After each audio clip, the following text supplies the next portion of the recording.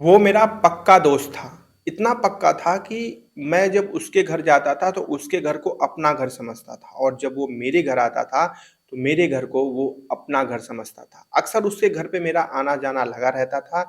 मेरे दोस्त की जो पत्नी थी उसको मैं बहुत पसंद करता था। वो मुझे बहुत अच्छी लगी थी और धीरे-धीरे मैं उससे प्यार भी करने लगा था। फिर मैंने फ़ोन पे बात करना भी शुरू कर दिया और जब ये बात मेरे दोस्त को पता चली तो वो बीच में अड़चन बनने लगा। वो बीच में आकर मुझे रोकने और टोकने लगा, जो चीज़ मुझे बिल्कुल पसंद नहीं आई और जिसकी वज़ह से मैंने अपने दोस्त की हत्या कर दी। ये कबूलनामा है एक शख्स का जिसने अपने दोस्त की गला रेत कर हत्या कर दी। इस मामले के पीछे क्या हुआ था, क्या पूरी कहानी थी, आज हम यही जानेंगे। नमस्कार दोस्तों, मेरा नाम है जीआरडी और आप देख रहे हैं 9 पीएम विद जीआरडी। हर रात्रि हम एक सच्ची घटना पे आधारित कहानी लेकर आपके सामने हाजिर होते हैं। ये कहानी है मिर्ज़ापुर में कछवा थाना क्षेत्र की। वहाँ पर एक परिवार होता है और उस परिवार में राजा पटेल नाम का इंसान होता है, जिसकी उम्र लगभग 35 साल। राजा पटेल का अगर व्यवसाय की बात करें तो वो अंडे की एक जो है ठेली लगाता था, अंडे की ठेली, उसी से उसके घर का पालन-पोषण चलता था। अब अंडे की ठेली का जो कार्यक्रम उसका रहता था, वो शाम को जाता था और तकरीबन 10 बजे वापसी रहती थी राजा पटेल की और ये डेली यानी कि प्रतिदिन का उसका कार्य था। अब उसी गाँव में राजा पटेल के बहुत सारे दोस्त थे, लेकिन उसका एक सबसे घनिष्ठ दोस्त था जिसका नाम था ओंकार।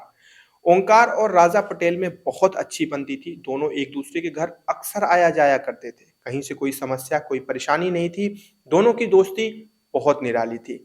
अब होता कुछ यूँ था कि जो ओंकार है वो जब भी राजा के घर आता था, तो वहाँ पर राजा की पत्नी हुआ करती थी, जिनका नाम था सुमन।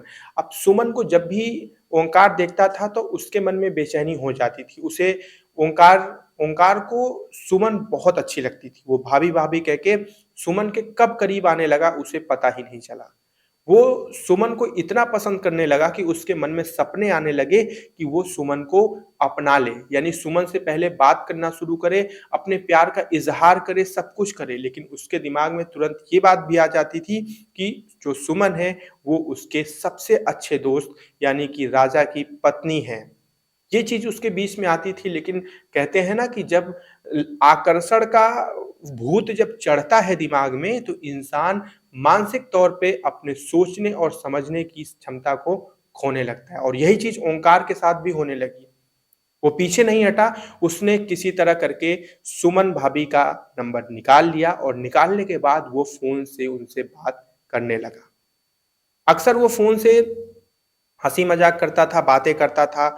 अक्सर घर आना-जाना उसका काफ़ी तेज़ हो गया और इसके बाद ओंकार ने अपने कुछ दोस्तों को भी ये बात बताई कि वो राजा की पत्नी यानी कि सुमन को प्रेम करता है, सुमन उसे बहुत पसंद है। उसके दोस्तों ने थोड़े बहुत उससे मज़े लिए और मज़े लेने के बाद ये भी समझाया कि बीच का काँटा उसका पति है। अगर तुम प्यार करते हो, तो तुम कभी उसे पा नहीं पाओगे क्योंकि बीच में उसका पति राजा है।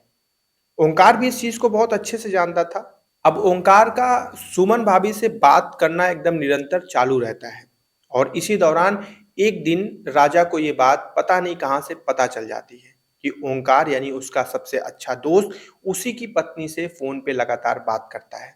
ये बात पहले राजा विश्वास नहीं कर पाता, वो उसे ऐसा लगता है कि नहीं ऐसा नहीं होगा, ऐसे कैसे हो सकता है? मेरा दोस्त है, हो सकता है ऐसे ही बात कर लेता होगा, उसकी भाभी लगती है। लेकिन एक दिन ऐसा होता है कि ओंकार को रंगे हाथ पकड़ लेता है राजा। बात करते हुए काफ़ी देर से जो है ओंकार बात कर रहा था। जब राजा को डाउट होता है तो राजा उसके पास जाता है और देखता है तो वो उसकी पत्नी सुमन से ही बात कर रहा होता है। और बातें इतनी आगे बढ़ चुकी थी कि उसको समझते देरी नहीं लगती कि ओंकार और सुमन के बीच में करीबी यानी कि इनके बीच में करीब होने का जो रिश्ता है वो बढ़ता जा रहा है। इसको देखकर तुरंत जो है ओंकार और राजा के बीच में झगड़े होने लगते हैं। राजा ओंकार को टोकने लगता है, समझाने लगता है, अपने घर पे आने की पाबंदी लगाने लगता है। ऐसी कई सारी चीज़ें होती हैं। और इसके बाद कुछ वक़्त बीतता है, कुछ वक़्त बीतने के बाद एक दिन ऐसा काला दिन आता है कि शाम का वक़्त होता है, तकरीबन साढ़े 6 बज रहे होते हैं। साढ़े 6 बजे ओंकार जाता है उस ठेली पे जहाँ पर राजा अंडे की दुकान लगाता है। वहाँ पर जाता है और काफ़ी देर तक वहाँ पे खड़ा रहता है, कुछ बातचीत करता है, फिर दोनों में लड़ाई हो जाती है। लड़ाई होने के बाद फिर ओंकार वहाँ से हट जाता है और हमेशा की तरह जिस तरीके से रात में 10 बजे दुकान बंद करके राजा वापस आता है, लेकिन उस दिन उस लड़ाई झगड़े की वजह से शायद कुछ ऐसी बातें हुई थी जिसकी वजह से जो राजा पटेल होता है वो अपनी दुकान 8 बजे ही बंद कर देता है। बंद करने के बाद वो अपनी ठेली लेकर घर वापस आ रहा होता है। वहीं रास्ते में जैसे वो पहुँचता है तो वहाँ पर जो ओंकार होता है उसके 2 दोस्त यानी कि राहुल और अजय वहाँ पर मौजूद होते हैं और वो बेल्ट से प्रहार कर देते हैं राजा के ऊपर।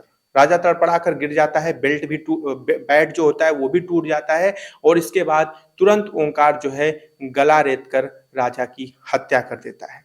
अब इसके आगे जो चौंकाने वाली चीज़ है वो सुनिएगा। हत्या करने के बाद ओंकार ही दौड़कर तुरंत राजा के घर जाता है और राजा के परिवार वालों को सूचना देता है कि किसी ने राजा की हत्या कर दी। परिवार वाले विचलित हो जाते हैं और दौड़ के आता है और वो खुद राजा को हॉस्पिटल लेकर जाता है इलाज के लिए। लेकिन हॉस्पिटल पहुँचते-पहुँचते जब डॉक्टर चेक करते हैं तो वो उसे मृत घोषित कर देते हैं।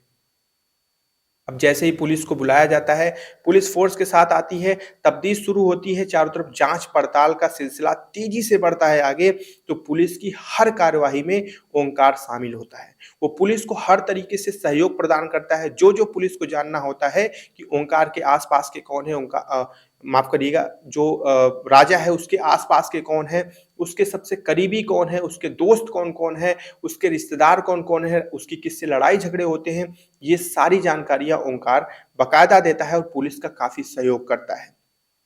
फिर आता है वो दिन जिस दिन अंतिम शव शव का दिन होता है, जिस दिन जो है शवदाह किया जाता है और शवदाह में भी ओंकार बाकायदा उपस्थित होता है और वो परिवार को यानी कि राजा पटेल के परिवार को ठठास बाँधता है। उनको सांत्वना देता है, उनको हमदर्दी जाकर दिखाता है कि परेशान मत होइए और जो राजा पटेल का बेटा होता है उसे गोद में उठाकर बार-बार कहता है कि परेशान ना हो, पापा नहीं है तो क्या हुआ, हम तो हैं। हम तुम्हारे पापा की तरह ज़िम्मेदारियों को निभाएँगे। अब कहीं से पुलिस को जब पुलिस तफ्तीश कर रही होती है, तो पुलिस को ये चीज़ गाँव से पता चलती है कि जो ओंकार है, वो राजा पटेल का सबसे करीबी दोस्त है और राजा पटेल के घर में आना-जाना लगा रहता है। इस बात पे जब जाँच-पड़ताल शुरू की जाती है, ओंकार से पूछताछ की जाती है, तो ओंकार साफ तौर पे इनकार करके अपने आप को किनारे कर लेता है। लेकिन तभी बाज़ार के लोगों के अनुसार ऐसा होता है, वो लोग कहते हैं कि जिस दिन हत्या को अंजाम दिया गया, 8 बजे के करीब उससे जस्ट डेढ़ घंटे पहले यानी कि साढ़े 6 घंटे पहले ओंकार और राजा पटेल के बीच में बहस हुई थी। राजा पटेल के उसी दुकान के पास। और इसके बाद बहस के बाद ही उस दिन राजा पटेल ने बहुत जल्दी अपनी दुकान समेट ली 8 बजे के करीब और वो निकल गया अपने घर के लिए और रास्ते में ही उसकी हत्या कर दी गई। पुलिस जब ओंकार की कॉल हिस्ट्री चेक करती है तो वहाँ पर भी सबसे आखिरी कॉल ओंकार और राजा पटेल के बीच की होती है। इसके बाद पुलिस ओंकार को गिरफ्तार करती है और उससे पूछताछ करती है। ओंकार फिर जो है बहाने बनाने लगता है, वो किसी भी चीज़ को लेकर स्पष्टीकरण नहीं देता है। फिर पुलिस अपना थर्ड डिग्री इस्तेमाल करती है, उसे सारे सबूत दिखाती है कि तुम आखिरी बार उससे मिले थे, इस चीज़ का भी सबूत है और तुम्हारी आखिरी कॉल उसी को गई थी, इस चीज़ का भी सबूत है। इसलिए तुम्हें सच बताना पड़ेगा। जब थर्ड डिग्री इस्तेमाल किया जाता है तो फिर ओंकार टूट जाता है और इसके बाद वो सारा सच उगलता है और इसके बाद ओंकार के अनुसार जो वो पुलिस को अपना बयान देता है, वो हम आपको सुनाते हैं।